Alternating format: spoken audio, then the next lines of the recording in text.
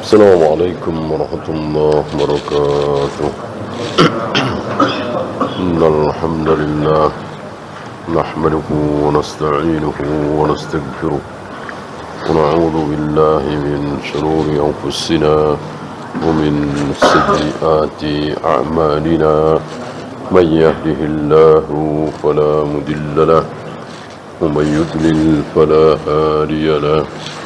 أشهد أن لا إله إلا الله وحده لا شريك له وأشهد أن محمدا عبده ورسوله وبعد. Kita sampai 1468. وعن ابن مسعود رضي الله عنه أن النبي صلى الله عليه وسلم كان يقول. Dari Ibn Mas'ud bahwa Nabi sallallahu alaihi wasallam pernah berdoa, Allahumma inni as'alukal huda. Ya Allah, aku memohon kepada Engkau al-huda, petunjuk. Petunjuk apa? Tentu semua, baik hidayatul bayan atau hidayatul taufik. Dua-duanya diminta oleh beliau. Hidayatul bayan adalah ilmu, hidayatul taufik adalah hidayah yang dengan hidayah tersebut yang kafir jadi beriman, yang malas jadi rajin, yang ahli maksiat menjadi ahli taat, yang bakhil menjadi dermawan, yang tadinya bid'ah menjadi sunnah. Itu hidayatut taufik. Jadi pasti baik, mendapatkan taufik, pertolongan dari Allah. Adapun mendapatkan hidayatul bayan belum tentu. Belum tentu. Si fulan mendapatkan hidayatul bayan, ilmu bahwa para nabi, para rasul memelihara jenggot, tidak mencukurnya, merapikan kumisnya. Dia dapat hidayatul bayan, tetapi dia tidak mengamalkan itu. Dia cukur jenggotnya, dia potong habis jenggotnya. Hidayatul bayan dia dapat, hidayatul taufik dia enggak dapat.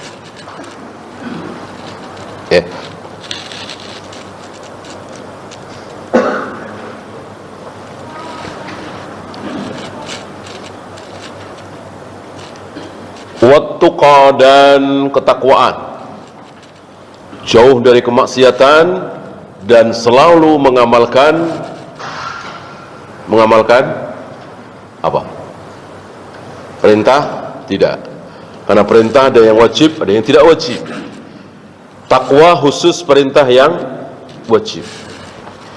Ketika seseorang melaksanakan perintah yang wajib, takwa dia. Menjauhi yang haram, takwa dia. Walaupun yang sunat-sunat, yang mustahab dia tidak lakukan. Imtithalul awamir wajtinabun nawahi. Melaksanakan perintah Allah yang wajib, menjauhi larangan Allah yang haram. Itulah takwa. Wal afaf, ini banyak makna. Bisa menjaga diri, bisa ifah, hidup dalam keadaan afiah, hidup dalam keadaan sejahtera, tidak sakit-sakitan, nyaman, tidak terjajah. Walaupun dunia ini bukan tujuan, tujuan adalah akhirat, tapi Nabi juga tidak mau di dunia ini terlunta-lunta, kelaparan, terjajah, sengsara, berdarah-darah. Tidak, beliau tidak mau. Beliau tidak seperti torekot-torekot sufiyah yang menantang sengsara. Bikin aku melarat ya Allah, bikin aku sengsara ya Allah, bikin aku kebelangsak ya Allah, agar nanti di akhirat aku mendapatkan kebahagiaan. Nabi tidak seperti itu. Ya. Allah Maha Murah. Allah tidak bakhil. Kalau untuk masuk surga harus berdarah-darah, harus sengsara di dunia, harus dijajah di dunia, terlalu bakhil. Tidak. Mulia, kaya raya, dermawan dia, menjajah, berkuasa, tapi akhirnya masuk surga. Mustahil seperti ini? Tidak mustahil. Lihat Nabi Sulaiman, lihat Nabi Daud, lihat para sahabat sepeninggal Nabi, para tabi'in, atba'ut tabi'in. Mereka menguasai apa dikuasai? Menguasai.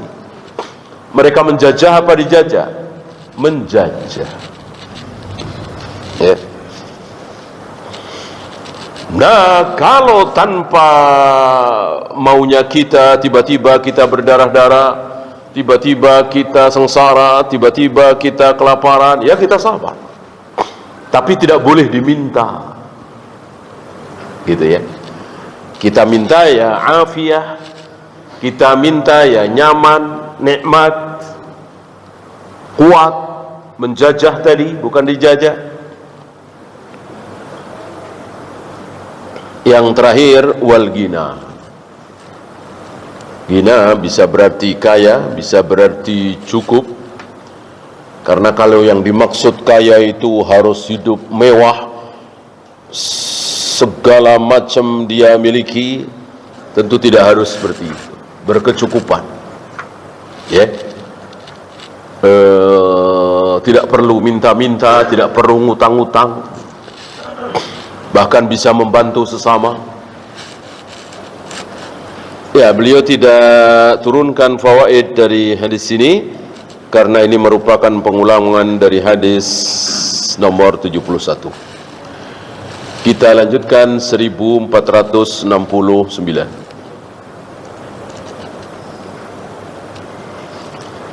Wa an Tariq bin Asyam radhiyallahu anhu qala kana ar-rajulu idza aslama.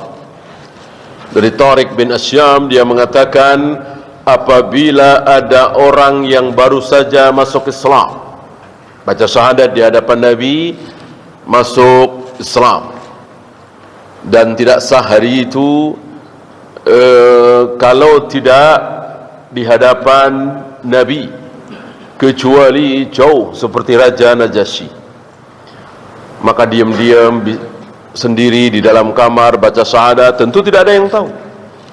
Maka di hadapan Nabi. Siapa? Orang-orang kafir. Adapun anak-anak kita, cucu-cucu kita, anak cucu kaum muslimin, perlukah baca syahadat secara khusus sebagaimana para sahabat? Tidak perlu. Ini perlu kita tekankan ya. Karena hari ini muncul, alhamdulillah sudah sepi hari ini.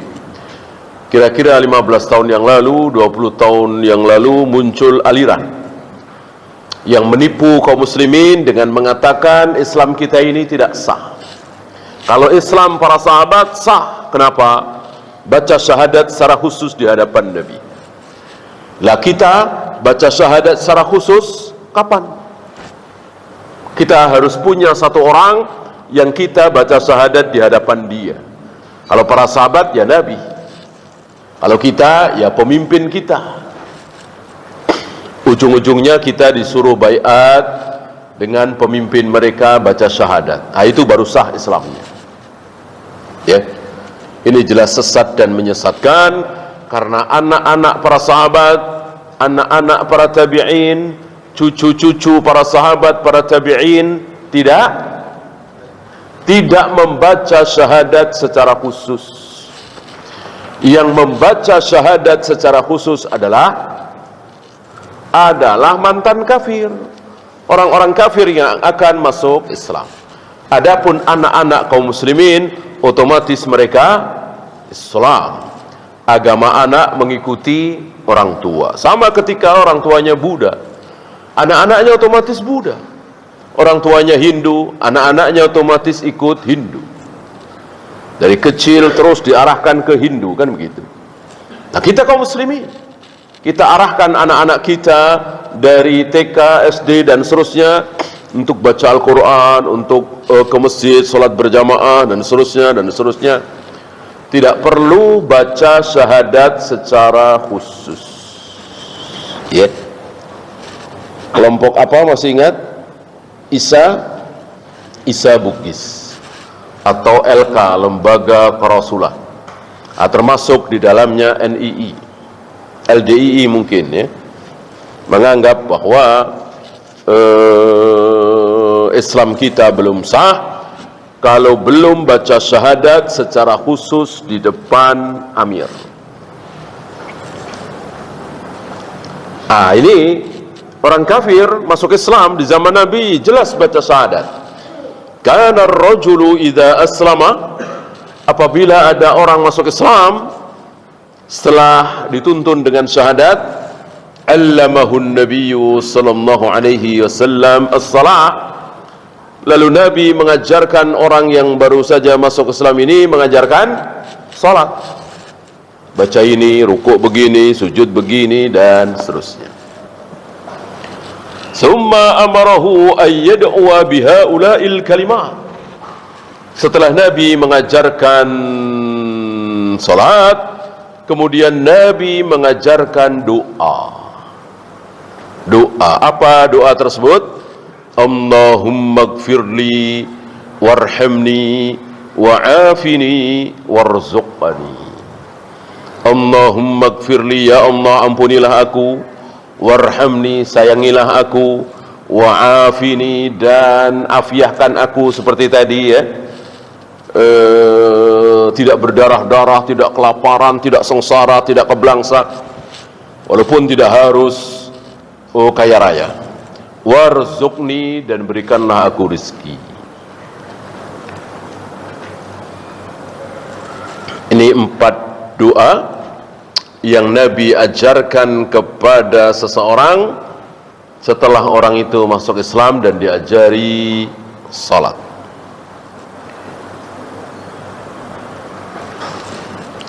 Riwayat lain mirip sama dari Tariq bin Asyam juga,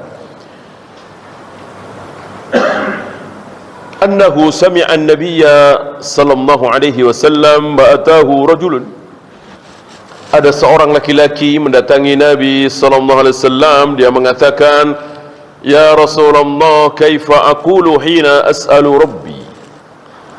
Ya Rasul, bagaimana cara aku memohon kepada Allah, meminta kepada Allah, minta apa?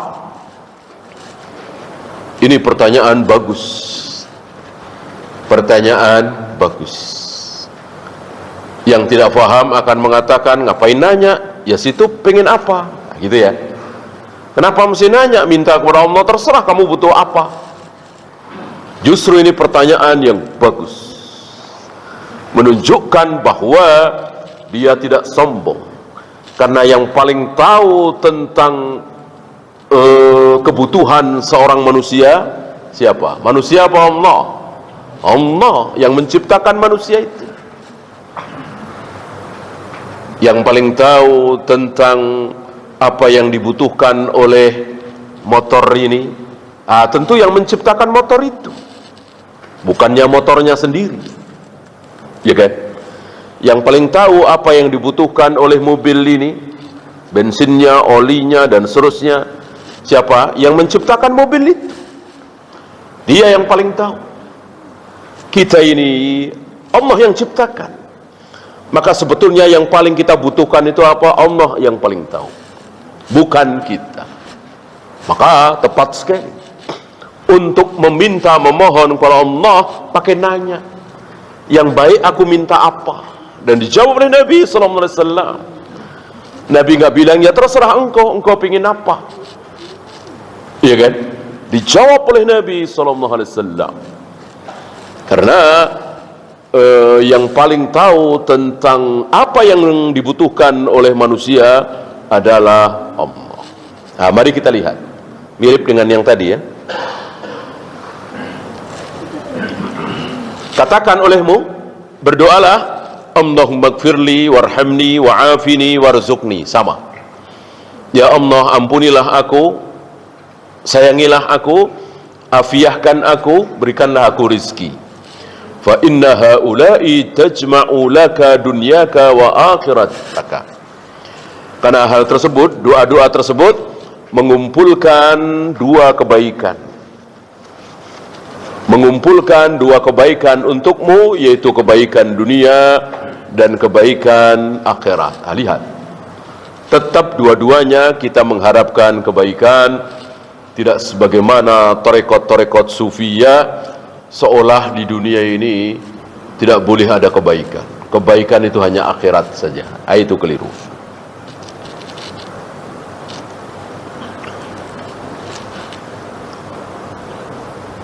Rawahu Muslim, fikul hadis, bayanu ahammiyati as-salati fid dini fahiya amuduhu wa di'amatul Islam. Menerangkan betapa pentingnya salat itu. Ini merupakan tiangnya agama, penopangnya Islam adalah salat. Maka saking pentingnya salat, sampai anak kita disuruh memukul. Bayangkan, rata-rata kita tidak tega memukul anak ya, tapi karena anak kita tidak salat, kita disuruh mukul. Tapi ingat, anak kita harus sudah berumur 10. Di bawah 10 tidak boleh, haram. Apalagi kesalahannya itu di bawah sholat, lebih haram lagi, tidak boleh lagi kita pukul ya. Kesalahan terbesar yaitu sholat, tidak sholat, kita tidak boleh pukul kalau belum 10 tahun. Apalagi ini cuman ngotorin pakaian, ngomong jorok, ngabisin ini itu, nyebelin ya, tetap tidak boleh dipukul kalau belum 10 tahun. Inilah saking pentingnya salat.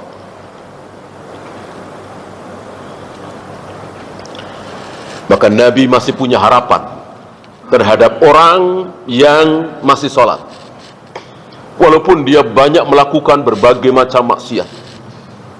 Nabi dilapori, si fulan begini akhlaknya buruk, yang bohong lah, yang enggak amanah lah, yang ini ya. Nabi nanya, dia masih salat? Masih. La'alla salatahu tanhahu anhu. Aku berharap kelak salatnya itu akan menghentikan dia dari perbuatan maksiat itu. Inilah Nabi SAW masih punya harapan terhadap orang yang salat. Barangkali antum punya teman, antum mungkin termasuk antum sendiri ya, yang bandel, yang berantem, bahkan suka mabuk, tapi selalu menjaga sholat. Artinya nggak pernah ketinggalan, walaupun mungkin telat ya, walaupun asal-asalan, tapi tidak pernah meninggalkan sholat. 5 waktu itu dijalankan, tapi ya penuh dengan kekurangan. Anak muda berantem, pacaran, segala macam. Sekarang bertaubat, ngaji sunnah, paham akidah gitu. Dan itu banyak insya Allah. Ucapan Nabi terbukti. Walaupun pacaran, walaupun berantem, walaupun banyak melakukan kemaksiatan, tapi sholat dia nggak pernah tinggal. Allah kasih hidayah. Allah dia bikin taubat di usia 40, 50 ya. Shadaqa Rasulullah sallallahu alaihi wasallam ya. Maka jika anak antum walaupun bandel-bandel tapi selalu melaksanakan sholat, apalagi berjamaah, insyaallah kita masih punya harapan. Sebagaimana Nabi sallallahu alaihi wasallam masih punya harapan. Kemudian hirsu Rasulullah sallallahu alaihi wasallam ala ta'limin nasil khaira. Rasulullah alaihi salatu wassalam sangat bersemangat mengajarkan kebaikan kepada manusia, karena memang itu tugas beliau, dan tugas yang Allah embankan kepada beliau, beliau laksanakan dengan sepenuh hati, dengan penuh sukacita, tidak malas-malasan. Maka beliau semangat dalam berdakwah, beliau semangat dalam menyampaikan kebaikan. Bahkan beliau pernah mengejar, saking semangatnya melaksanakan dakwah, beliau pernah mengejar seseorang yang pakaiannya di bawah mata kaki, isbal, dikejar oleh Nabi. Lalu setelah sampai, Nabi katakan, angkat, angkat. Dijawab oleh laki-laki ini, kaki saya cacat, kaki saya cacat, biar nutupin cacatnya. Nabi memaklumi? Enggak. Nabi enggak mengatakan, oh cacat, ya udah. Enggak. Nabi angkat. Ciptaan Allah tidak ada yang buruk. Artinya, walaupun cacatmu kelihatan, enggak masalah, angkat. Bagaimana ucapan Nabi seperti ini, perbuatan Nabi seperti ini, lalu dikatakan sebagai makruh-makruh saja. Ya. Walaupun ada yang berpendapat makruh seperti Imam Nawawi, tapi lemah saya kira. Yang rajih insyaallah pendapat para imam yang mengatakan bahwa isbal haram. Dan ini menunjukkan bahwa pahala, dosa, surga, neraka tidak minta izin dengan akal. Tidak minta izin dengan akal. Masuk akal, enggak masuk akal, kalau itu firman Allah, kalau itu sabda Nabi, sami'na wa ata'na. Inilah agama, tidak minta izin dengan akal.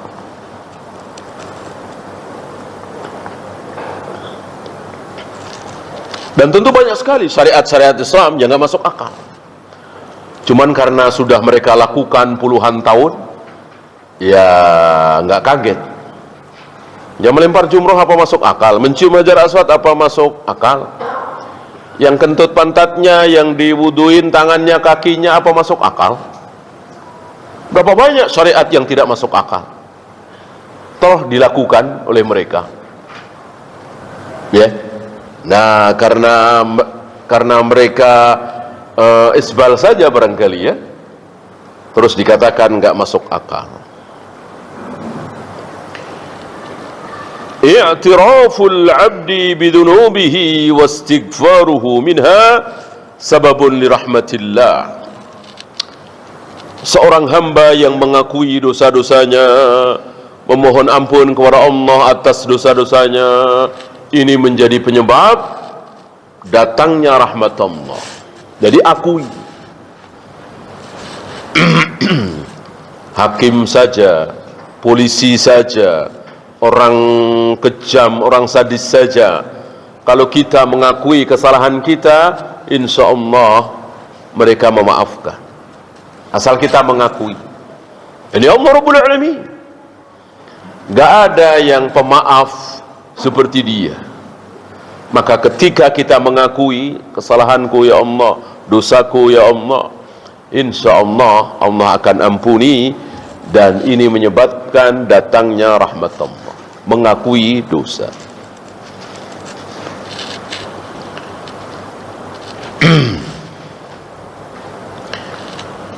A'zamu maqasidil 'abdil mu'min wa matalibahu as-siyaru ala tariqil hidayati wal istiqamati.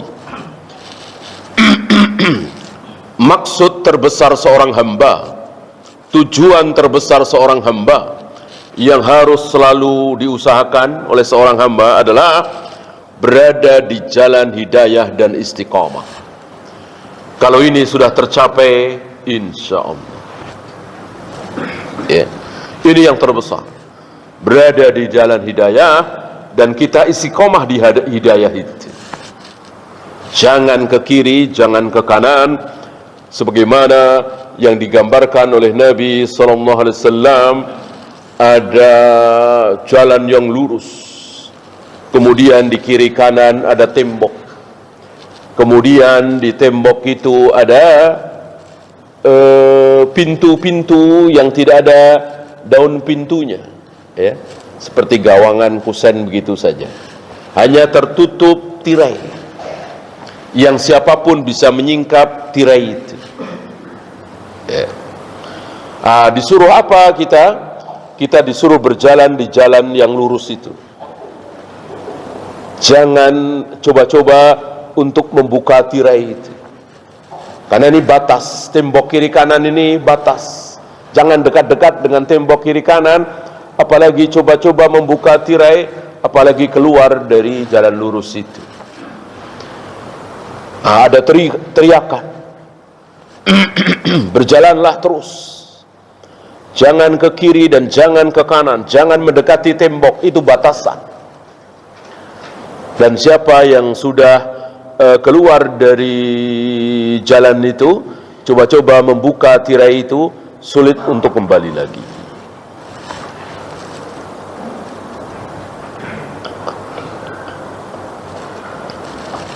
Banyak di antara saudara-saudara kita yang selama ini meniti manhaj salaf, berada di dalam sunnah, taat kepada Allah dan Rasulnya, tapi sayang tidak istiqomah. Maka seringkali futur, seringkali tidak ngaji lagi, tidak ke masjid lagi, tidak melakukan kebaikan-kebaikan lagi, tidak istiqomah.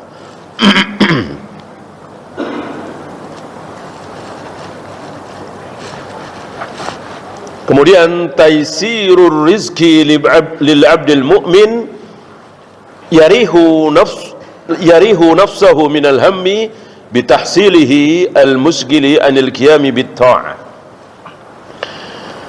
Mudah dalam mencari rizki bagi seorang hamba yang beriman, itu bisa membikin jiwa menjadi tenang. Coba kalau sulit mencari rizki, sibuk mencari rizki dan tidak dapat, hanya untuk sekedar makan, maka dia disibukkan mencari rizki, lalu tidak disibukkan dengan melakukan ketaatan-ketaatan. Ini yang Nabi tidak mau. Ini yang Nabi berlindung kepada Allah. Ada kan? Mungkin banyak, hanya untuk mencari 50.000, 60.000 sehari, dia harus kurbankan waktunya dari pagi sampai petang, sampai nggak sempat sholat misalnya. Nabi tidak mau seperti itu. Jangan sampai ada seorang muslim seperti itu. Maka ketika mencari rizki itu mudah, ini adalah nikmat yang wajib disyukuri. Yang dengan nikmat itu lalu terdengar azan ke masjid, ada waktu untuk ngaji, ada kesempatan sedekah, dia sedekah. Ini nikmat. Tidak seperti orang yang kehabisan waktu hanya untuk mencari seperak dua perak istilahnya, memenuhi hajat sendirinya saja tidak cukup. Lebih buruk lagi kalau dia sudah punya mobil, bahkan bukan cuman 1-2, bahkan mobil mewah, rumah di mana-mana, masih sibuk mencari dunia dan tidak tergerak ke masjid ketika terdengar azan. Ini lebih buruk lagi. Jangan sampai kita bernasib seperti mereka yang tidak ada rasa salah, tidak ada rasa risau ketika tidak ke masjid, ketika tidak melakukan ketaatan-ketaatan, ditutup hatinya.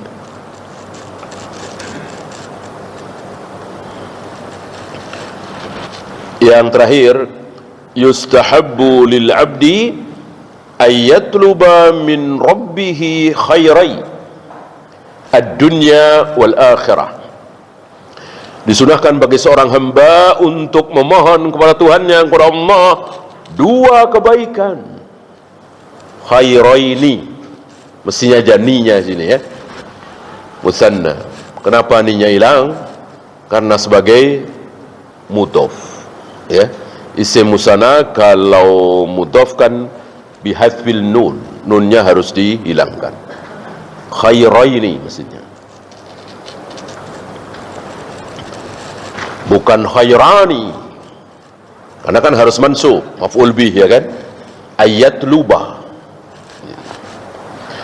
khairaini mansub, bukan khairani. Khairaini karena mudhaf, maka khairai ad-dunya wal akhirah, dua kebaikan, yaitu dunia dan akhirat.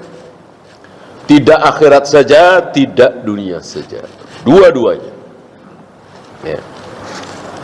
Tapi jangan mengatakan kita harus seimbang, dunia akhirat itu harus seimbang. Tidak bisa, tidak mungkin seimbang.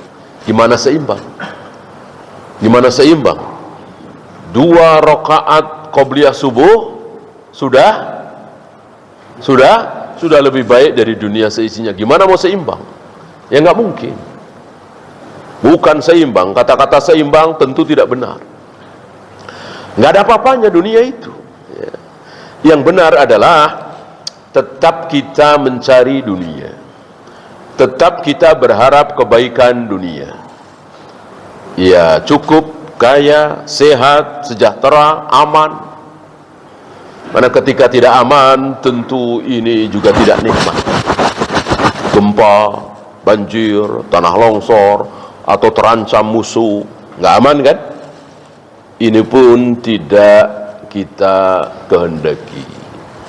Maka jangan memancing-mancing hilangnya keamanan. Islam tidak suka. Padahal itu bukan jihad. Kalau jihad sekalian, ya. Ini bukan jihad, tapi memancing-mancing hilangnya keamanan, memancing-mancing kerusuhan. Apa? Iya, demo. Ribuan orang, puluhan ribu orang berkumpul jadi satu. Apalagi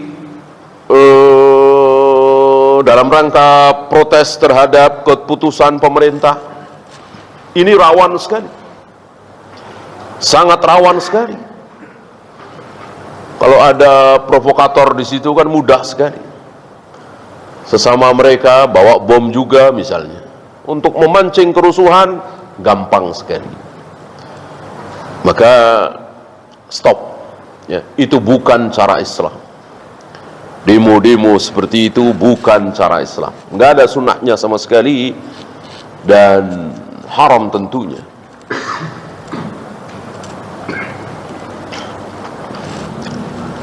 Ya, kita lanjutkan 1470.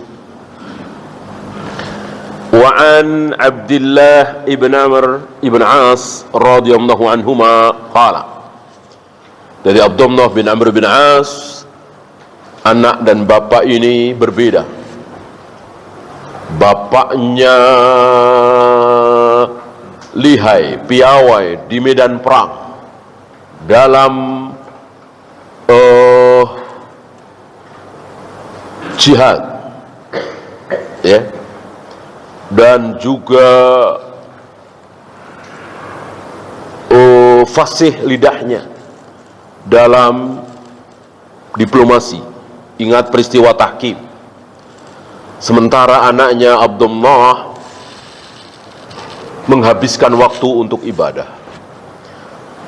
Bahkan kalau tidak dicegah, sudah puasa setiap hari, nggak mau nikah, dan menghabiskan malamnya untuk salat malam. Ya. Ini anak dan ayah.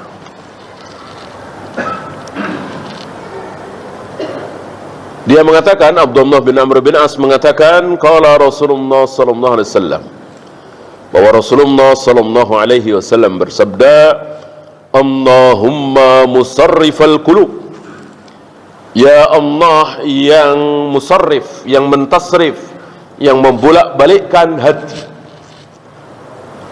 Sarif ay muqallib, membolak-balikkan. Ya Allah, zat yang membolak-balikkan hati. Sarrif qulubana ala ta'atika. Balikkan hati kami dalam ketaatan terhadap dirimu. Nabi di sini mengakui bahwa ketaatan beliau, ketaatan semua manusia, tergantung Allah balikkan hatinya kemana. Kalau Allah balikkan hatinya ke maksiat, nggak mungkin kita bisa taat. Ketika Allah balikkan ke taat, maka kita bisa taat, walaupun selama ini kita ahli maksiat. Ini menunjukkan keyakinan ahlu sunnah bahwa kita cuma bisa berusaha, bukan menentukan. Yang menentukan adalah Allah. Rawahu Muslim. Ini semakna dengan ya muqallibal qulub tsabbit qalbi ala dinik. Fiqhul hadis.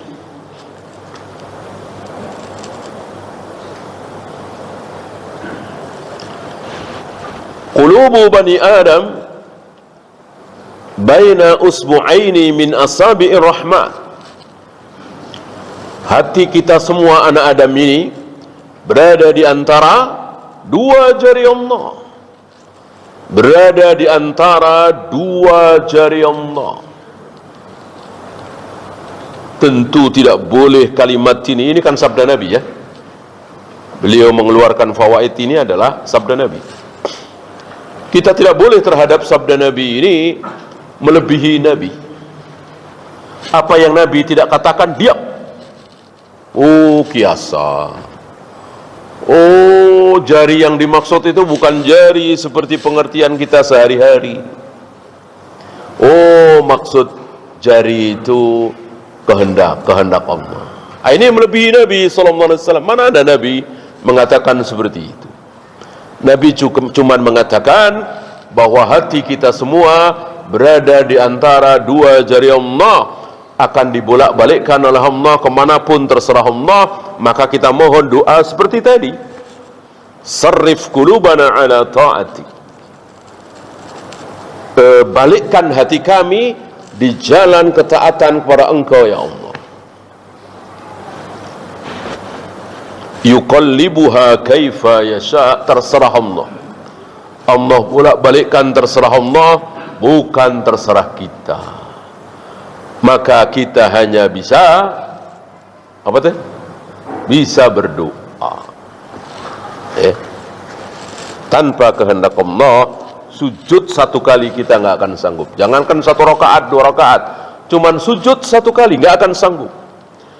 Kalau kita tidak dikehendaki ditolong oleh Allah.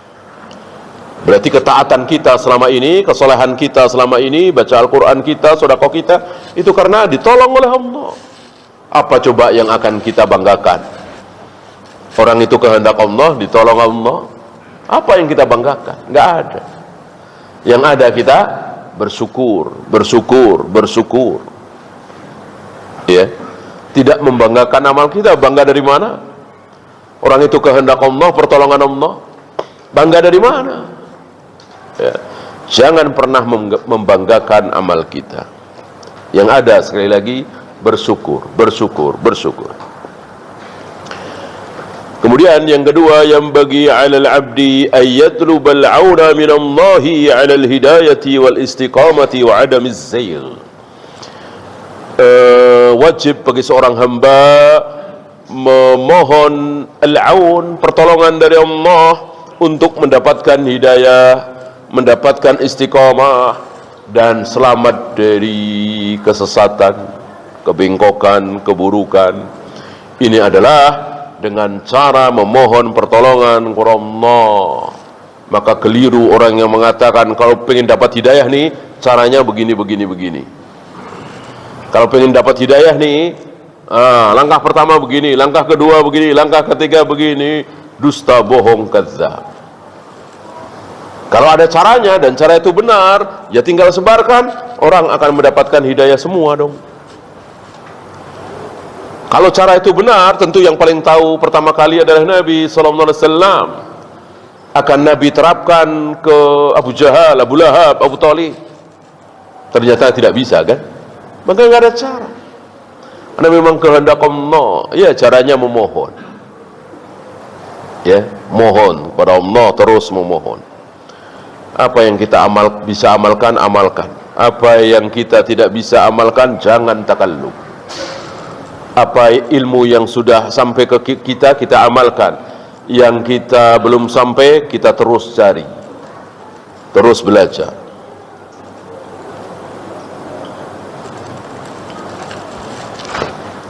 Al-abdu idza wakala ila nafsihi ahlakathu.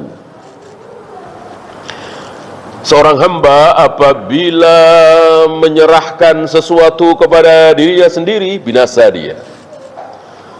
Maka siapa yang pertama kali tidak mau menyerahkan nasib dirinya kepada dirinya sendiri? Siapa? Rasulullah sallallahu alaihi wasallam. Wala takilni ila nafsi tarfata ain, walaupun sekejap mata. Aku tidak mau memasrahkan diriku kepadaku. Jangan engkau pasrahkan diriku kepadaku ya Allah. Padahal diri beliau sendiri, tangan-tangan beliau, kaki-kaki beliau, lisan beliau, mata beliau, telinga beliau. Tapi Allah pasrahkan kepada beliau, beliau enggak mau. Maunya beliau pasrahkan kepada Allah. Allah yang menjaga, Allah yang memelihara, Allah yang memberikan hidayah dan seterusnya. Bahkan Allah tegaskan, ketika engkau melempar, sebetulnya bukan engkau yang melempar, tapi siapa yang melempar? Allah. Wa ma ramaita idz ramaita walakinallaha rama. Ketika engkau melempar panah misalnya, tombak misalnya, sebetulnya bukan engkau yang melempar adalah Allah. Padahal kan dengan tangan Nabi dan para sahabat, dengan panahnya Nabi dan para sahabat, tapi sebetulnya yang melempar itu adalah Allah. Ya. Artinya kalau Allah tidak izinkan, pasti kita nggak bisa. Yang lebih ringan daripada itu apa? Kehendak. Wa ma tasyauna illa ay yasha'allahu rabbul alamin. Ketika kalian berkehendak, itulah kehendak Allah. Setiap kali kalian berkehendak, itulah kehendak Allah.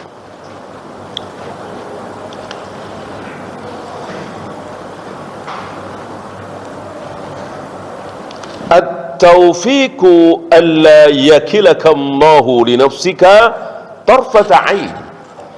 Yang dimaksud dengan taufik, pertolongan Allah, adalah ketika Allah tidak menyerahkan engkau kepada dirimu, walaupun sekejap mata, seperti doa Nabi tadi, wala takilni ila nafsi tarfata ain. Jangan engkau serahkan diriku kepada aku walaupun sekejap mata. Berarti tidak taufik itu, tidak ditolong oleh Allah itu, ya.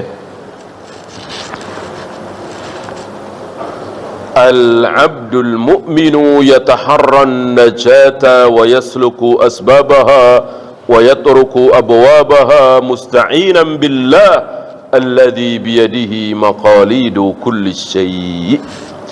Seorang hamba yang beriman, maka dia menempuh jalan keselamatan itu, memilih keselamatan itu, dan menempuh asbab-asbabnya, mengetuk pintunya, ya, memohon pertolongan kepada Allah. Artinya tetap ada usaha, ada pintu diketuk, ada jalan dilalui, ada handle pintu kita buka. Yang membuat kita berhasil Allah. Ya, silakan azan dulu. Wassallallahu ala Muhammadin sallallahu alaihi wasallam. Wa akhiru da'wana alhamdulillahi rabbil alamin.